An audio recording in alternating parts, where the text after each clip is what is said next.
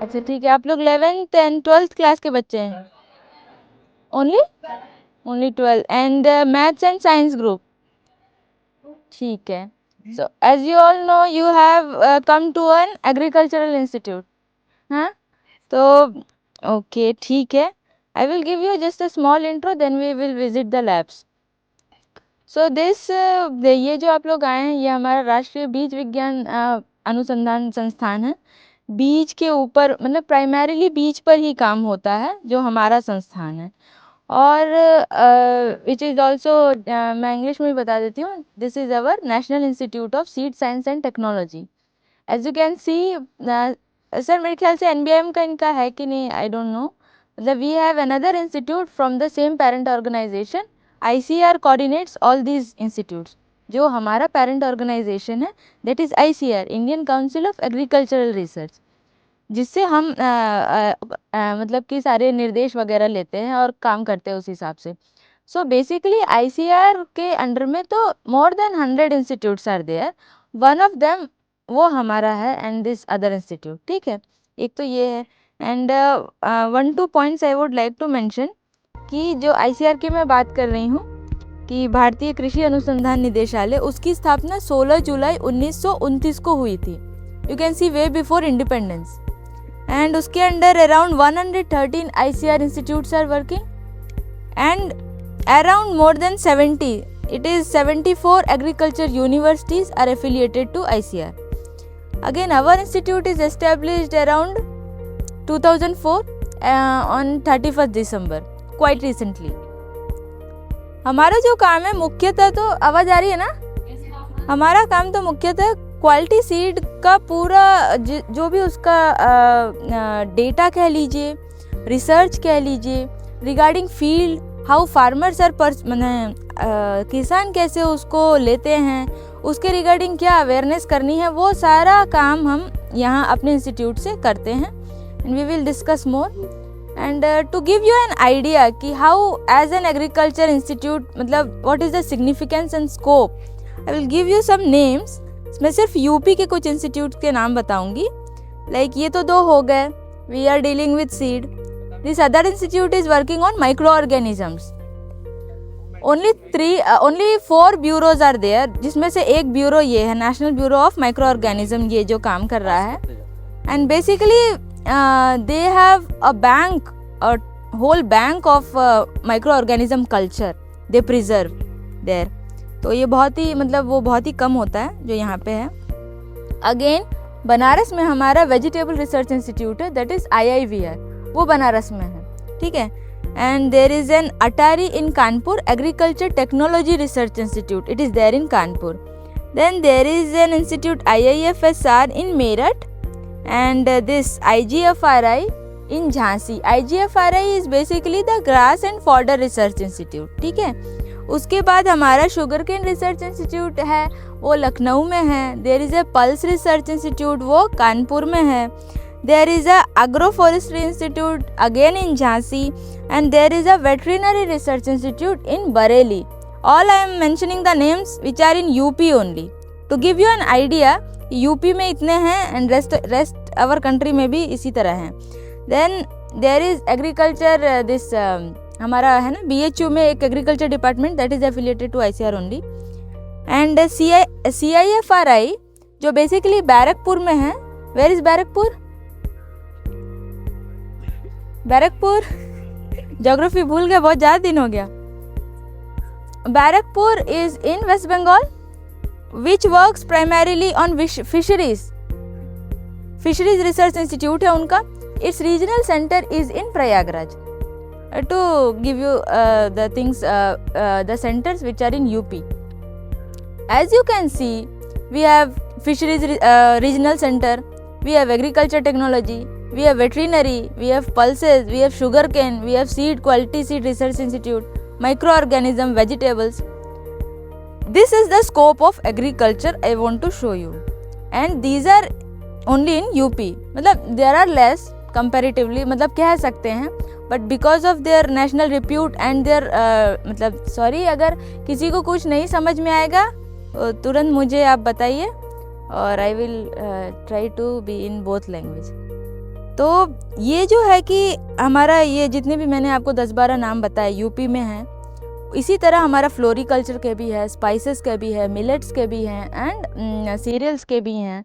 And you can name anything comes in mind, whether it is this आपका rooster जो होता है ना चिकन्स का, and this animal husbandry whole thing, और दूध का जो भी है so it is spread all over our country. Finger millet जो है, जो ये पूछ रही हैं, ये जो भी आप लोग सैंपल देख रही हैं सारा मिलेट, तो बेसिकली जो भी मिलेट हैं यहाँ पे उनका नॉर्मल सीरियल क्रॉप्स, नॉर्मल जो सीरियल क्रॉप्स होते हैं उससे वो कैसे अलग है कि उनका जो कोटिंग है वो ज़्यादा होता है नॉर्मल सीरियल क्रॉप से, इसीलिए उनकी जो हार्वेस्टिंग है ना उसमें भी वो एक्सपेंसिव इसीलिए होते हैं क्योंकि उनके प्रोसेसिंग में ज़्यादा समय और एफर्ट लगता है। ठीक है। And millets by nature they are very nutritious, they are very, मतलब उनका न्यूट्रिएंट कंटेंट अच्छा होता है। एज यू ऑल नो, अगर आपने देखा होगा कि the more colour and variety is in our plate the more nutritious it is. हाँ, तो मिलेट्स फुलफिल दैट क्राइटेरिया क्योंकि वो डिफरेंट कलर एंड कंपोजिशन में आते हैं।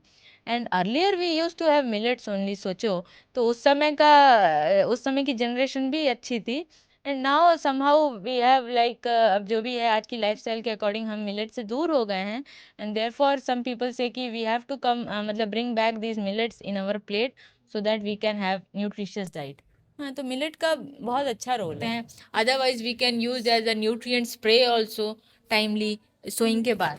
तो या तो हम लिक्विड फॉर्मुलेशन यूज करते हैं या तो this powdery substance to like treat this seeds ऐसा। And this is laminar flow to do any work regarding microorganism related, जैसे उनका कल्चर बनाना है या उनका आइसोलेशन करना है, सो दैट क्योंकि वो बहुत ही माइन्यूट है, हमें दिखते नहीं है, और कंटेमिनेशन ना हो करके we use a separate space to do all that. ठीक है, एनी डाउट मैम? इस सीड में और जो हम लोग नॉर्मली ग्रो करते हैं उन दोनों में डिफरेंस क्या है? मेनली मतलब हम लोग ऐसे प्रिजर्व करके इसको रख रहे हैं? नो नो नो नो, ये एक, मतलब ये तो सैंपल के लिए आपको दिखाया, ये प्रिजर्व्ड सीड नहीं है। आई एम सेइंग कि सोइंग के पहले आप ऐसा इसको हिंदी में कहते हैं जैव लेपन। ठीक है, आप इसको ऐसे मतलब क्या बोलते हैं, रब कर सकते हो इस ट्रीटेड दिस पाउडर के साथ। ठीक है, तो ये सोइंग के पहले की ट्रीटमेंट है, बस वो दिखा रहा है ताकि आप जो हम इंसेक्टिसाइड, पेस्टिसाइड या और सब चीज़ों से बच सकें। इसी से हेल्दी सीड वो ग्रो होते हैं। ठीक है, उससे बचने के लिए जो हम बहुत सारा जो बाद में इंसेक्टिसाइड, पेस्टिसाइड यूज़ करना पड़ता है, या कई बार वालों के लिए उसमें कुछ स्ट्रीम होते हैं, जैसे एग्रीकल्चर इंजीनियरिंग है, ठीक है, फूड प्रोसेसिंग है, फूड टेक्नोलॉजी है, डेयरी, ऐसे कुछ स्ट्रीम है। जब आपको आईसीआर की वेबसाइट पे देखेंगे ना इसके लिए, तो जो आप उनको बीटेक की डिग्री होगी जो मैथ्स के, ठीक है, तो जहाँ ज़्यादातर कैंपस है उसमें एग्रीकल्चर इंजीनियरिंग के भी कॉलेजेस हैं। जैसे मैंने बीएससी जबलपुर से किया, ठीक है, जवाहरलाल नेहरू कृषि विश्वविद्यालय जबलपुर, वहाँ पे एग्रीकल्चर इंजीनियरिंग का भी कॉलेज है उसी कैंपस में, और जो हमारा एग्रीकल्चर है उसका भी कॉलेज है, हॉर्टिकल्चर भी है, फॉरेस्ट्री भी है, अलग अलग स्ट्रीम है इसमें, सेरिकल्चर है। तो आपको देखना है कि आपको किस में इंटरेस्ट है। जो मैथ्स के लोग हैं वो उसके लिए भी अप्लाई कर, एग्जाम उसमें भी कंबाइंड कॉमन ही होता है। मेरे ख्याल से जो आईसीआर का एग्जाम होता है मैथ्स वालों के लिए मैथ्स का पोर्शन उसमें रहता है, बायो वाले के लिए बायो का, मतलब पेपर एक ही होता है, जो मैथ्स के वो मैथ्स सॉल्व करेंगे। मतलब हमारे टाइम पे ऐसा था, और मोस्टली मैं बायो स्ट्रीम से रही हूँ, तभी मैं एग्रीकल्चर में हूँ ना। आईसीआर की एएसआरटी एग्जाम कंडक्ट करती है, एग्रीकल्चर साइंस रिक्रूटमेंट बोर्ड जो है, जिसमें वैकेंसी निकलती है एग्रीकल्चर रिसर्च साइंटिस्ट की। ठीक है, तो उसमें भी एग्जाम होता है, जस्ट जैसे आईएएस के लिए एग्जाम होता है उसी तरह से प्री मेंस इंटरव्यू 3 लेवल पे जाके फिर उनकी सीट निकलती है, उसके हिसाब से आपका सिलेक्शन होता है, फिर उसके हिसाब से आपको। उसके अलावा ऐसा जरूरी नहीं है मैथ्स और बायो के आ गए सारे।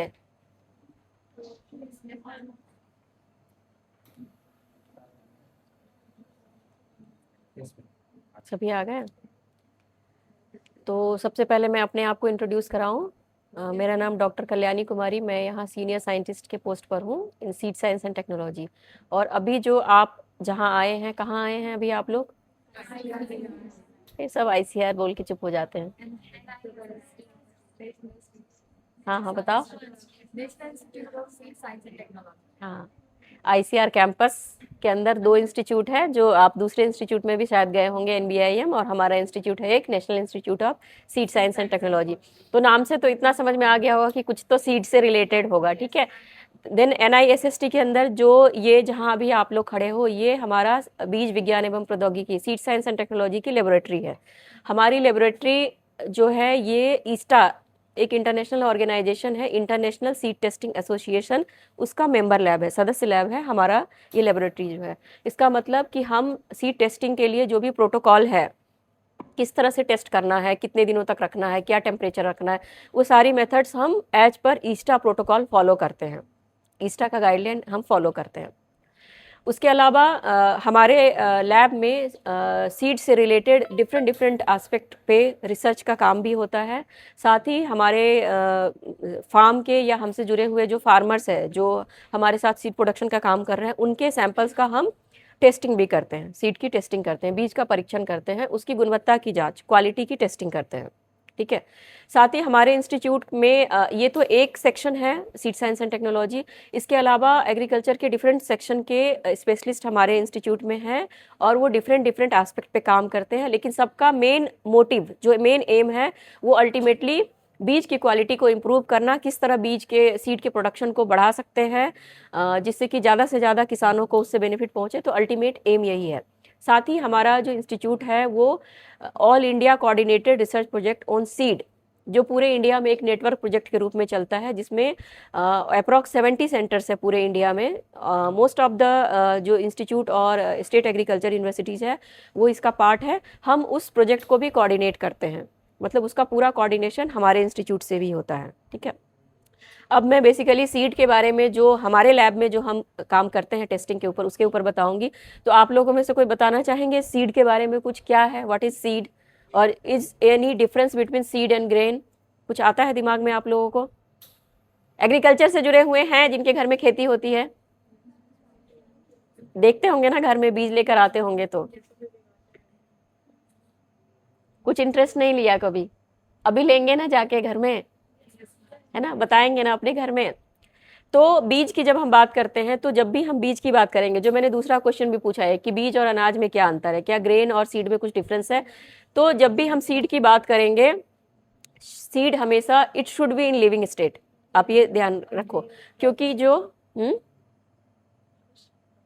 बताओ, ग्रेन डोरमेंसी स्टेट नहीं, डोरमेंसी नहीं कह सकते। ग्रेन लिविंग स्टेट में हो भी सकता है, नहीं भी हो सकता है, डोरमेंसी अलग चीज़ है, ठीक है, वो मैं बाद में एक्सप्लेन करूंगी, डोरमेंसी अलग चीज़ है। तो बीज जो है वो हमेशा लिविंग, मतलब उसके अंदर जो एम्ब्रियो है वो लिविंग स्टेज में होना चाहिए, क्योंकि उससे हमें नेक्स्ट जनरेशन में क्रॉप लेनी है। अनाज के साथ ऐसा नहीं है, अनाज से हमें नेक्स्ट जनरेशन में क्रॉप नहीं लेनी है, ठीक है, उसको हमको खाने के पर्पस के लिए यूज़ करना है। लेकिन इसका मतलब ये नहीं है कि अनाज जीवित अवस्था में नहीं है, ये अनाज भी हो सकता है, लेकिन सीड को तो होना ही है, तभी उसको सीड कहा जाएगा।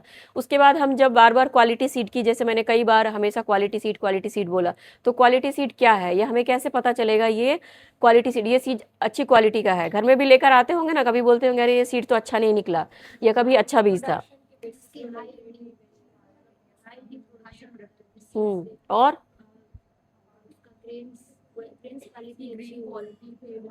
लग जाएगा।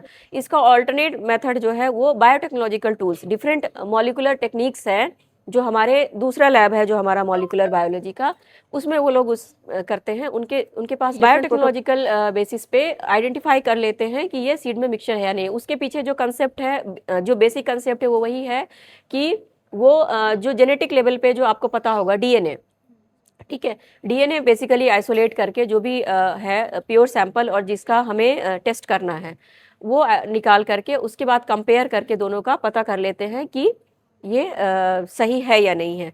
कई केसेस में जब हाइब्रिड, आपने सुना होगा हाइब्रिड सीड, ठीक है, अभी पढ़ भी रहे होंगे बायो, तो पता नहीं अभी कितना ये जेनेटिक्स का ये सब पढ़ा होगा कि नहीं, पढ़ा होगा ना, हेरिडिटरी सॉरी, और क्या बोलते हैं, हाइब्रिड, F1, हेट्रोसिस, पढ़ा होगा ना ये सब।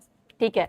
तो जो F1 है वो हाइब्रिड है और जो जेनेटिकली डिफरेंट पेरेंट्स से मिलकर बना होता है। तो कई बार आपने सुना होगा कि हाइब्रिड सीड का कॉस्ट ज़्यादा होता है।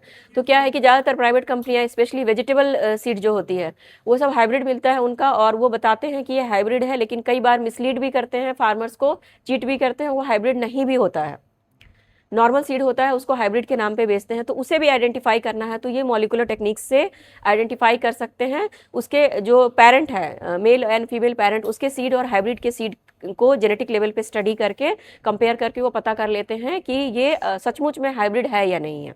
ठीक है, तो ये हो गया जेनेटिक प्योरिटी के बारे में। नेक्स्ट है फिजिकल प्योरिटी। फिजिकल प्योरिटी यानी भौतिक शुद्धता। उसमें हमें ये देखना होता है कि जो भी बीज किसानों को मिला है उसमें बहुत ज़्यादा मात्रा में दूसरी इनर्ट मैटर का मिक्सचर ना हो, या दूसरी फसल के बीज ना मिले हो। मतलब जैसे गेहूं का बीज लेकर आए किसान, उसमें सरसों के बीज बहुत मात्रा में मिला हुआ है, या उसमें कंकर पत्थर बालू मिट्टी ऐसी चीज़ें ज़्यादा मिला हुआ है, हस्क लीफ के पार्ट्स ये सब मिले हुए हैं। तो ये नहीं होना चाहिए ज़्यादा, ये 98% शुद्ध होना चाहिए, 98% प्योरिटी होना चाहिए। 99 या 100 भी हो सकता है, लेकिन 96 या 97 नहीं हो सकता। और ये इसके लिए भी एक स्टैंडर्ड बनाया गया है, इसको Indian minimum seed certification standard बोलते हैं। जब आप गूगल में सर्च करोगे तो आप PDF फॉर्म में इसकी बुक मिल जाएगी, वो ब्लू बुक के नाम से अवेलेबल है, पब्लिक डोमेन में है। उसमें अलग अलग क्रॉप के लिए कितना स्टैंडर्ड होना चाहिए, जेनेटिक प्योरिटी के लिए, फिजिकल प्योरिटी या जर्मिनेशन के लिए, वो सारी चीज़ें मेंशन है। तो as per blue book most of the crop में 98% फिजिकल प्योरिटी होना चाहिए। ठीक है, तो ये हो गई फिजिकल प्योरिटी। हाँ, फिजिकल प्योरिटी को हम कैसे चेक करते हैं, उसके पीछे जो बेसिक कंसेप्ट है, बेसिकली हमने सपोज 10 ग्राम सैंपल लिया जो भी हमारे पास है ना, कि प्योर सीड का फ्रैक्शन कितना है उसमें। ठीक है, तो इस तरह से हम उसको आइडेंटिफाई कर लेते हैं कि वो कितना उसमें प्योरिटी है। ये हो गया फिजिकल प्योरिटी। उसके बाद थर्ड है मॉइस्चर, नमी प्रतिशत की बात जो करते हैं। और